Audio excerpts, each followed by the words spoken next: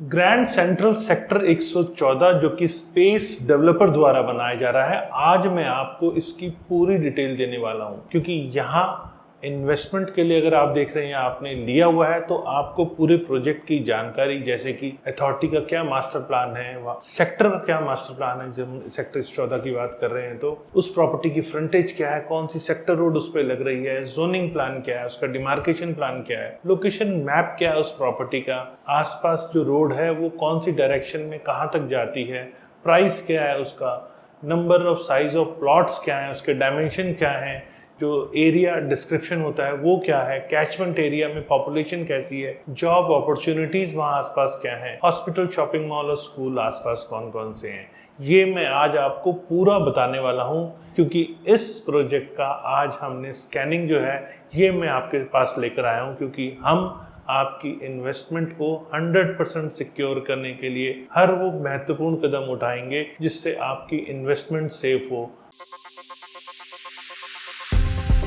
नमस्कार, मैं हूं प्रदीप मिश्रा। प्रॉपर्टी मिश्रा शो में आपका स्वागत है। यहां हम आपको प्रॉपर्टी और प्रॉपर्टी मार्केट की हकीकत बताते हैं। नो बकवास, डायरेक्ट काम की बात। चलिए शुरू करते हैं।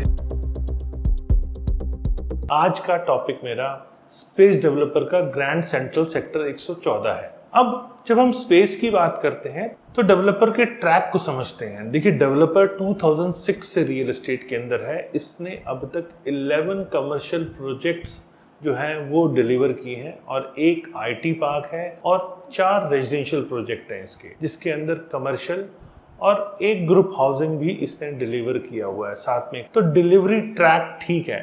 और जिस हिसाब से नंबर ऑफ प्रोजेक्ट कमर्शियल है उसे समझ में आता है कि डेवलपर की एक्सपर्टीज जो है वो कमर्शियल में ज़्यादा है, क्योंकि रेजिडेंशियल तो सिर्फ 4 ही प्रोजेक्ट हैं। तो यहाँ डेवलपर की एक्सपर्टीज मेरे को कमर्शियल की दिखती है। चलिए अब समझते हैं कि इस एरिया का मास्टर प्लान क्या है, क्योंकि जब भी हम बताना शुरू करते हैं आपको उस एरिया का मास्टर प्लान समझना जरूरी है कि मास्टर प्लान में सेक्टर कहाँ लोकेटेड है। दिल्ली से लगता हुआ जो लेफ्ट हैंड साइड पे 111 सेक्टर है, राइट हैंड साइड पे 113 है और 113 के साथ लगता हुआ सेक्टर 114 है। मतलब द्वारका एक्सप्रेसवे पे अगर आप आते हैं तो पहला राइट हैंड साइड से सेक्टर जो है 113 के बिल्कुल पीछे लगता हुआ, और इसे अगर 75 मीटर रोड पे देखें जो कि दिल्ली कनेक्ट कर रहा है, तो दिल्ली से पहला सेक्टर 75 मीटर रोड के ऊपर। तो कनेक्टिविटी वाइज इसे दिल्ली से बहुत अच्छी कनेक्टिविटी मिली हुई है।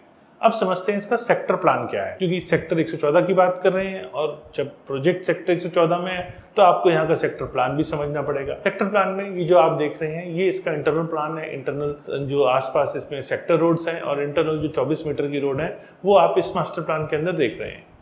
जो एससीओ की पूरी कॉलोनी है ये 75 मीटर रोड के ऊपर है, साथ में 12-12 मीटर के सर्विस रोड दोनों साइड है, और जो उसकी सेकंड एंट्री है वो 24 मीटर की रोड के ऊपर है।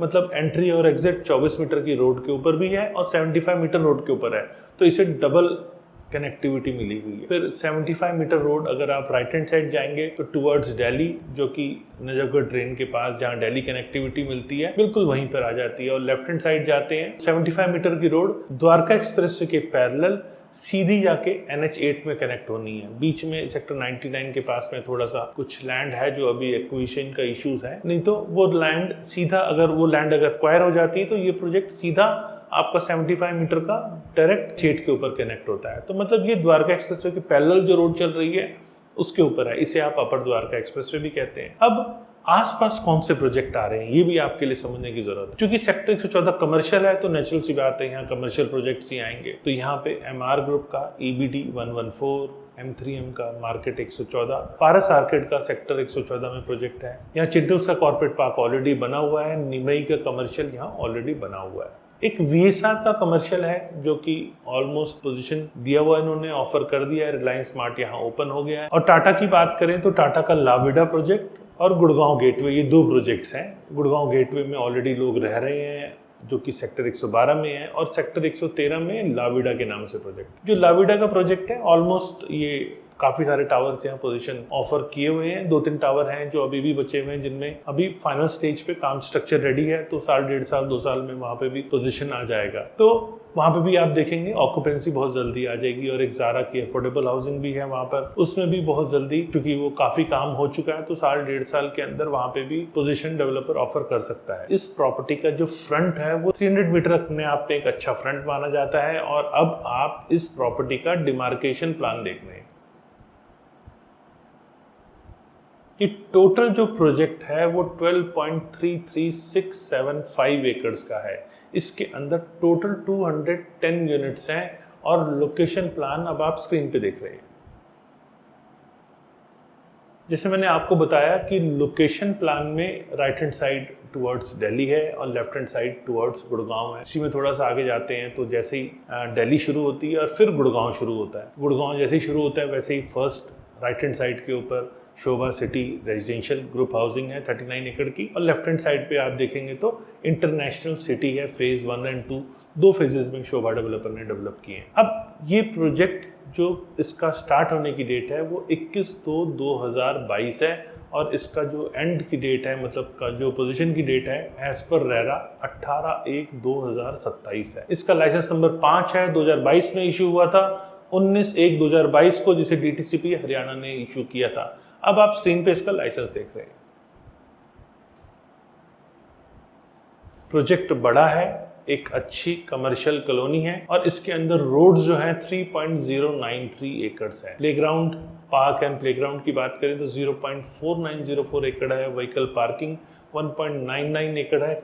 जैसे मैंने आपको बताया इसका 12+ एकड़्स लैंड है, तो उसका 35% ही इसके अंदर प्लॉटेड कॉलोनी आ सकती है। 35% में 4.3175 एकड़ जो है वो इसके अंदर प्लॉट्स है। बाकी मैंने आपको बताया कंस्ट्रक्शन ऑफ रोड क्या है, पार्क एंड प्लेग्राउंड क्या है, व्हीकल पार्किंग क्या है।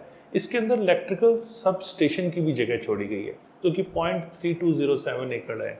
STP भी होगा इसके अंदर 0.06036 एकड़ है। अब हम प्राइस की बात करते हैं, आखिर क्या कीमत चल रही है आज की डेट में। आप बात करें तो करीब 3.5 से 4 लाख रुपए पर स्क्वायर यार्ड ऑल इंक्लूसिव है, डिपेंडिंग अपॉन लोकेशन, कैसी लोकेशन है उस हिसाब से। अब आपके लिए ये भी समझने की जरूरत है आखिर डायमेंशंस क्या है, क्योंकि साइज तो आपको समझना जरूरी है। जब आप कमर्शियल प्रॉपर्टी लेते हैं तो उसका फ्रंट कितना है, डेप्थ कितनी है, ये भी आपको अच्छे से समझ लेना चाहिए। तो मैं आपके लिए ये भी लेकर आया हूँ। खैर प्लॉट साइजेस तो बहुत सारे हैं, मैं करीब ज्यादा रिपीट होने वाली साइज है, मैं वो आपके सामने लेकर आया हूं। सबसे पहले डायमेंशंस की बात करें तो 114 स्क्वायर मीटर के प्लॉट जो कि टोटल 13 हैं, ये 6/19 मीटर्स के हैं। फिर 105 मीटर के प्लॉट जो कि 32 हैं, ये 6 फीट का फ्रंट है और 17.5 मीटर की इसकी डेप्थ है। फिर बात करें 88 स्क्वायर मीटर के प्लॉट की, जो टोटल नंबर यहाँ 34 है, यहाँ 5.5 मीटर का फ्रंट है और 16 मीटर की इसकी डेप्थ है। फिर 55 मीटर का जो प्लॉट है वो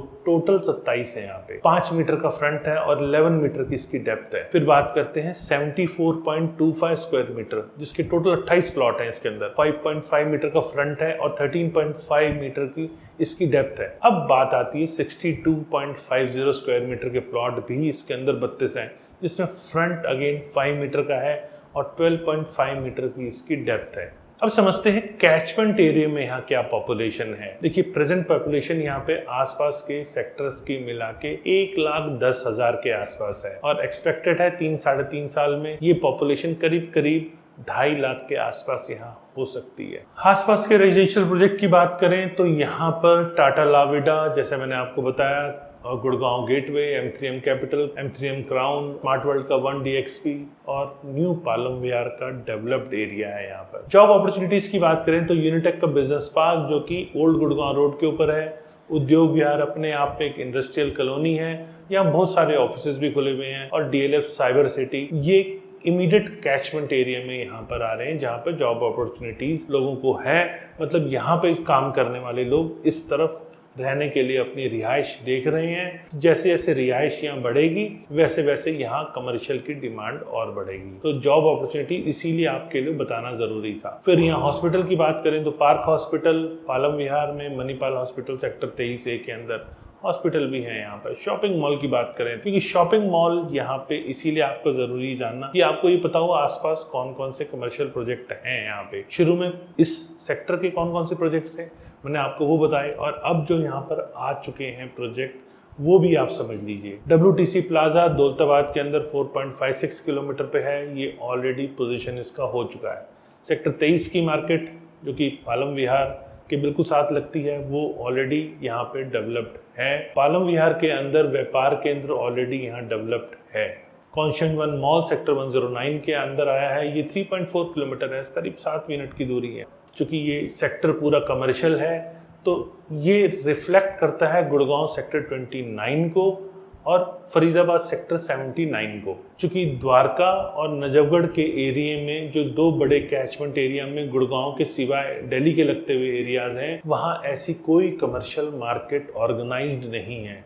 तो ये ऑर्गेनाइज मार्केट जैसे ही आती है तो यहाँ पर एक्सपेक्टेड है कि कैचमेंट एरिया में भी लोग यहाँ पर आएंगे और जम के खरीदारी कर सकते हैं। तो कमर्शियल की डिमांड यहाँ पर आने वाले टाइम में दिख रही है। अगर शोरूम से यहाँ आते हैं या लोग अपने बिजनेसेस यहाँ खोलते हैं, चूंकि सेक्टर 114 कमर्शियल सेक्टर है और साथ में 115 भी कमर्शियल सेक्टर है, दो पार्ट में है, इंस्टीट्यूशनल और कमर्शियल।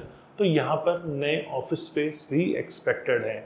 ऑफिस स्पेस मतलब अभी तक ना आने की वजह यही है कि पब्लिक ट्रांसपोर्ट नहीं था, लेकिन अब चूंकि पब्लिक ट्रांसपोर्ट यहाँ आ रहा है, मेट्रो की अनाउंसमेंट हो गई है, आने वाले 4 साल में मेट्रो यहाँ जमीन पे दिखेगी। और यहाँ से लगता हुआ मेट्रो जो है, जो अभी सैंक्शन हो चुका है, वो कृष्णा चौक के पास बजगीड़ा रोड नाम से मेट्रो स्टेशन बनने वाला है। तो वो भी यहाँ से सीधा कनेक्टिविटी है। चूंकि जब हम द्वारका एक्सप्रेसवे पे आते हैं तो लगता हुआ पहला सेक्टर जैसे राइट हैंड साइड पे 113 है, वहीं से एक राइट रोड है जो बजगीड़ा विलेज होते हुए सेक्टर 114 आ रही है। तो सेक्टर 14 को एक्सप्रेसवे से भी कनेक्टिविटी अच्छी खासी मिली हुई है। स्कूल यहाँ पे चिरंजीव भारती स्कूल जो कि अब DPSC के नाम से जाना जाता है, पालम विहार में है। रोटरी पब्लिक स्कूल सेक्टर 22-23 के अंदर है। फिर माउंट कार्मेल स्कूल ऑलरेडी यहाँ पे स्ट्रक्चर रेडी हो गया है, बहुत जल्दी यहाँ पे क्लासेस भी शुरू होने वाली हैं, वो सेक्टर 115 में है और आसपास स्कूल्स बहुत है यहाँ पे।